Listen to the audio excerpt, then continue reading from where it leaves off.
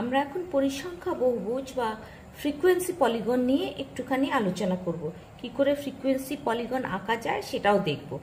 পরিসংখ্যা বহুভুজ হলো শ্রেণী মধ্যবিন্দু আর শ্রেণী পরিসংখ্যার রৈখিক লেখচিত্র বা লাইন গ্রাফ। এক্স অক্ষ বরাবর শ্রেণী আর ওয়াই অক্ষ বরাবর পরিসংখ্যা নেওয়া হয়, নিয়ে গ্রাফটি আঁকা হয়। আমরা একটু উদাহরণ সহযোগে এটি দেখব কিভাবে আঁকা হয়। এখানে প্রথম উদাহরণ আমরা নিচ্ছি, একটা ছক বা চার্ট নেওয়া হয়েছে। এখানে কিছু সংখ্যক ছাত্রদের পরীক্ষায় প্রাপ্ত নম্বর চার্টের আকারে লেখা রয়েছে। এই ছকটির পরিসংখ্যা বহুভুজ অঙ্কন করতে হলে প্রথমে একটা ছক কাগজ নিতে হবে, গ্রাফ পেপার। সেই গ্রাফ পেপারে এক্স অক্ষ এবং ওয়াই অক্ষ, এক্স অক্ষে প্রাপ্ত নম্বর বা শ্রেণী যে পরিসর আছে এগুলোকে প্লট করতে হবে এবং ওয়াই অক্ষ বরাবর ছাত্র সংখ্যা বা পরিসংখ্যাকে প্লট করতে হবে। তার জন্য কি করতে হবে, আমার এক্স অক্ষে এবং ওয়াই অক্ষকে উপযুক্তভাবে অংশাঙ্কিত করতে হবে। অংশাঙ্কিত করার পর আমরা কি করব, এখান থেকে যে যে বিন্দুগুলো স্থাপন করব সেগুলো বার করব। এখানে বিন্দুগুলিকে স্থাপন করতে হবে। ছক কাগজে আমরা 5টা বিন্দু পাবো, 1 2 3 4 5। তার এক্স স্থানাঙ্ক হবে এই প্রাপ্ত নম্বর বা এই শ্রেণীর মধ্যম মান এবং সেই বিন্দুটির ওয়াই স্থানাঙ্ক হবে ছাত্র সংখ্যা বা পরিসংখ্যা। তাহলে মধ্যম মান কি করে বার করব? মধ্যম মান বার করতে হলে এই যে সর্বোচ্চ যে মানটা আছে এবং সর্বনিম্ন যে মানটা আছে সেই দুটো যোগ করে 2 দিয়ে ভাগ করলে মধ্যম মান পেয়ে যাব। তাহলে এই প্রাপ্ত নম্বরের এই শ্রেণীর মধ্যম মান 30, তাহলে এক্স স্থানাঙ্ক 30, এর ওয়াই স্থানাঙ্ক 28। এমনি করে আমরা প্রত্যেকটার এক্স এবং বিন্দুর এক্স এবং ওয়াই স্থানাঙ্ক বার করেছি। এরপরে দেখো তোমরা, এইখানে কিছুটা জায়গা আমি ফাঁকা রেখেছি শুরুর আগে এবং শেষের পরে। এই জায়গা দুটোকে কেন ফাঁকা রেখেছি? কেননা শুরুর আগে যে শ্রেণী সেটাও আমাদের নির্ণয় করতে হবে এবং তার মধ্যবিন্দুও নির্ণয় করতে হবে। শুরুর আগে শ্রেণীটা কি হবে, এখানে 20 20 করে দেখো শ্রেণী পরিসর। তাহলে এখানে 0-র আগে যেতে হলে 20 যেতে হলে -20 থেকে 0। তাহলে আর এখানে ছাত্র সংখ্যা কত? ছাত্র সংখ্যা নেই, 0।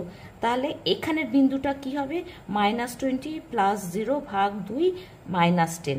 তাহলে এই বিন্দুটা হবে -10 0। ঠিক একইভাবে এইখানে যেখানে শেষ হয়েছে এই শ্রেণীটার পরের শ্রেণীটা হবে 100 120 এবং এখানেও ছাত্র সংখ্যা 0।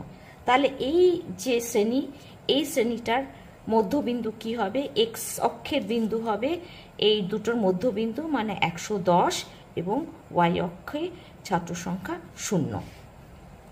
এবার এই দুটো কোথায় কাজে লাগছে সেটা আমরা আলোচনা করছি। এবার বিন্দুগুলোকে ছক কাগজে স্থাপন করার জন্য ছক কাগজের এক্স এবং ওয়াই অক্ষকে উপযুক্তভাবে অংশাঙ্কিত করে নিয়েছি।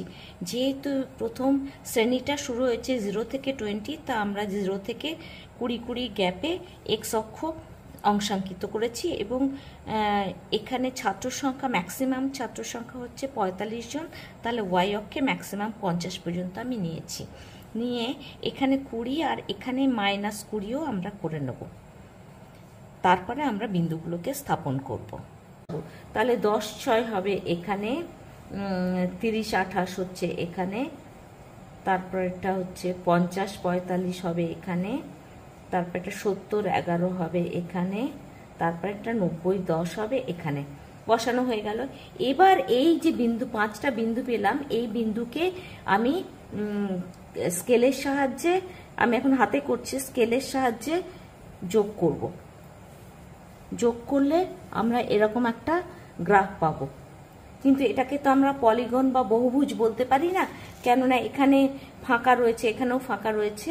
তাহলে এইখানে হচ্ছে একটা জিনিস তোমাদের মনে রাখার। এরপরে আমরা কি করব, সেই জন্য আমরা এইটা নিয়েছি এবং এইটা নিয়েছি, শুরুর আগে এবং শেষের পরে দুটো শ্রেণীকে নিয়েছি আমরা। তাহলে শুরুর আগে যে বিন্দুটা পেয়েছি আগের শ্রেণীতে -10 and 0, এইখানে -10 and 0, আর শেষে যে বিন্দুটা 110 আর 0, তাহলে 110 এবং 0। তাহলে এই দুটো বিন্দুকে আমরা যোগ করে দেব। তাহলে এবার দেখো, এবার ফ্রিকোয়েন্সি পলিগন বা বহুভুজটা কমপ্লিট। এখন এক্স অক্ষ নিলাম, নিয়ে এখান থেকে পুরো বহুভুজটা এইভাবে কমপ্লিট হয়ে গেল। এটাই হয়ে গেল ফ্রিকোয়েন্সি পলিগন বা পরিসংখ্যা বহুভুজ। ছক কাগজে ফ্রিকোয়েন্সি পলিগন বা পরিসংখ্যা বহুভুজটা আঁকলে এইরকম আকার নেওয়া হয়েছে। তাহলে এটা জিরোর থেকেও বাঁ দিকে নেগেটিভ দিকে চলে গেছে, যেহেতু জিরো থেকে শুরু হয়েছে। তাহলে এখানে এ নাম্বার দিয়েছি, A B C D E F G, এটা হলো পরিসংখ্যা বহুভুজ।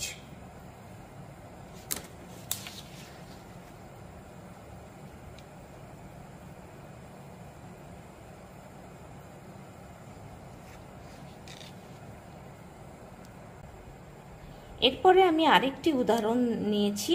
দেখো, এটাও আগের মতনই প্রাপ্ত নম্বর এবং ছাত্র সংখ্যা, কিন্তু আগেরটার সঙ্গে এটার একটাই তফাৎ। আগেরটা শুরু হয়েছিল 0 থেকে 20, 0 থেকে শুরু হয়েছিল। এখানে শুরু হচ্ছে 40 থেকে, 40 থেকে 50, 50 থেকে 60। এখানে যে গ্যাপটা, ইন্টারভেলটা, সেটা 10-10 করে রয়েছে। কোনো শ্রেণীর যে গ্যাপ বা ইন্টারভেল সেটা 10 করে রয়েছে। আর এটা ছাত্র সংখ্যা বা পরিসংখ্যা, শ্রেণীর পরিসংখ্যা। তাহলে এখানেও আমাদের করতে হলে কি করতে হবে, গ্রাফটা আঁকতে হলে একইভাবে করব, কিন্তু এখানে শুধু একটাই তফাৎ, যেহেতু এটা অনেকটা দূর থেকে শুরু হয়েছে, সেই জন্য আমরা এখানে 0 দেব ঠিকই। 0 দেওয়ার পরে এখানে আমরা একটুখানি দাগটা একটু খাঁচকাটা বা একা বাঁকা করে নেব। তার অর্থ হচ্ছে এইখানে আমার এই 40-এর আগে অনেকগুলো সংখ্যা এর মধ্যে চলে গেছে, সেগুলো প্লট করার দরকার নেই। তাহলে আমি কোথা থেকে প্লট করব? 40 থেকে? না, 40 থেকে প্লট করব না, 40-এর আগে যে শ্রেণী তার থেকে প্লট করব। 10-10 করে গ্যাপ, তাহলে 40-এর আগের শ্রেণীটা কত হবে? 30 থেকে 40। তাহলে আমি প্লট করব 30 থেকে। আর এখানে এইখানে শেষ হওয়ার পরে গ্যাপটা কত হবে, পরের শ্রেণীটা কত হবে? 90 থেকে 100 হয়েছিল, এবার 100 থেকে হবে 110। এটা 0, এটা 0। তাহলে আমি এখানে শুরু করব 30 থেকে। 30, 40, 50, 60, 70, 80, 90, 100, 110 এই অবধি করবো। তারপরে আগের নিয়ম মেনে যেভাবে দেখিয়েছি আগেরটায়, ঠিক সেইভাবে আমার গ্রাফটা অঙ্কন করলেই আমি পেয়ে যাব পরিসংখ্যা বহুভুজ। এখন যদি কোনো একটা নির্দিষ্ট সমস্যায় শ্রেণী সীমানা না দেওয়া থাকে, শুধু মধ্যম মানটা দেওয়া থাকে, তাহলে মধ্যম মান বার করার আর দরকার নেই, তুমি ডিরেক্টলি ছক কাগজে সেটাকে স্থাপন করতে পারো। এখানে যেমন 5 নম্বর প্রশ্নে দেওয়া আছে। দেখো, প্রাপ্ত নম্বর দেওয়া আছে 30, 40, 50, এগুলো মধ্যম মান। তো এখানে শ্রেণী সীমানা দেওয়া নেই, মধ্যম মান অলরেডি বার করা আছে, কাজেই এটাতে আর তোমাকে নতুন করে মধ্যম মান বার করতে হবে না।